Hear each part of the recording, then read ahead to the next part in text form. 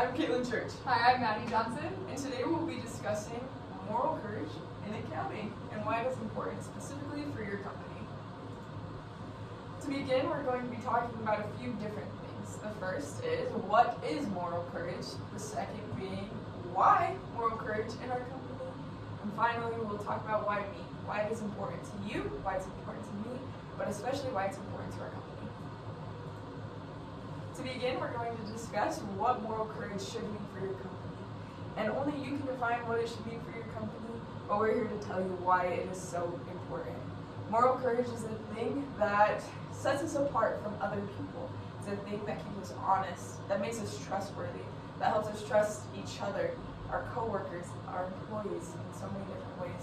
It's a thing that's going to make us a better and more successful company. To understand this a little bit better, we need to know what moral courage means to the rest of the world. We know that these standards are kind of changing, that it's kind of a difficult subject, or it has been in the past. We know that it's not as important or as central as it once was in business. We know that we have to be the first to set ourselves apart to make this a central part of our company. So the next question we have is, how have moral courage standards changed throughout history? Now, one thing that's really important for us to understand is to look how it's changed in the last couple of decades. You can look at the examples of Enron and WorldCom and those major fraud occurrences that happened in the accounting industry. Now, something that's interesting about fraud that happens in the accounting industry is it's different than your normal crime where maybe someone robs a bank or something else like that, but it's what they consider white-collar crime. So it's a lot harder to detect, and the person who's committing it could be your boss, could be your neighbor, just as we saw in Enron and WorldCom. And so it's really important for us to understand how these standards have changed and understand how different crime can be committed so that we can have the moral courage to stand up for what's right. This next question is, what does this mean for the accounting profession? I've kind of already talked about this a little bit, but something that's really interesting that Caitlin and I discovered in our studies, it comes from Professor Christensen, who's a professor at Southern Utah University, and he said that it's important to start with the students. So when you're trying to implement this moral courage into your company, you need to start at the bottom. Start with the interns, start with the people at the bottom, and work your way up, because then as they start to get promoted into your company, they take those standards of moral courage with them so that they can implement that back down, and altogether everyone can have the moral courage to stand up for what's right. And then another helpful tool to have within your company are the SEC guidelines. So these are a set of guidelines that talk about what is ethical in accounting procedures and what isn't considered ethical. If we have these guidelines, it's easier for people, especially people just coming into your company, to know what is right and what is wrong, and that they will have the moral courage to stand up for what's right and what's wrong. Once they know the rules, it's easier to know when someone might be committing fraud. Especially, like I said before, this white-collar crime is hard to see, and so it's important to understand these SEC guidelines, and it's important for us and for you to implement these into your company.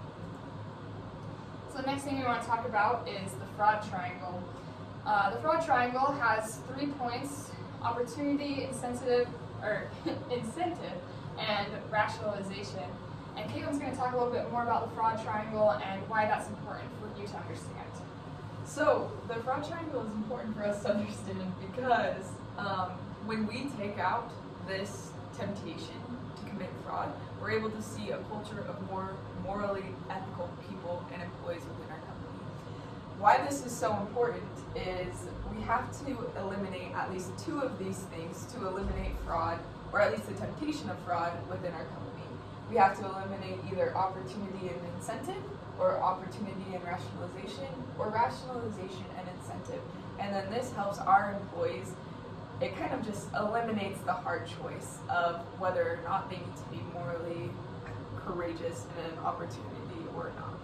It's our job as management and as these employers to eliminate that for them so that we can better create this culture of morally courageous people. So just to conclude some of the basic points that we've talked about, the first thing that's important for your company to do is to understand what moral courage means to your company and what specifically defines that, and to make sure that everyone knows and understands that, starting at the interns and then making your way up, so that everyone has an understanding of what moral courage is. Another thing that's really important is to have the SEC guidelines present in the office, maybe having a hard copy or having a virtual copy for each employee so that they can refer to them easily. And then the last thing is a fraud triangle. Once we understand why people might commit fraud or why ourselves might commit fraud, it's easier to eliminate those incentives for our employees or from ourselves. And as we understand this, we can avoid major disasters that happen, such as WorldCom and Enron. Yep. That's awesome. Thanks for watching. Yeah.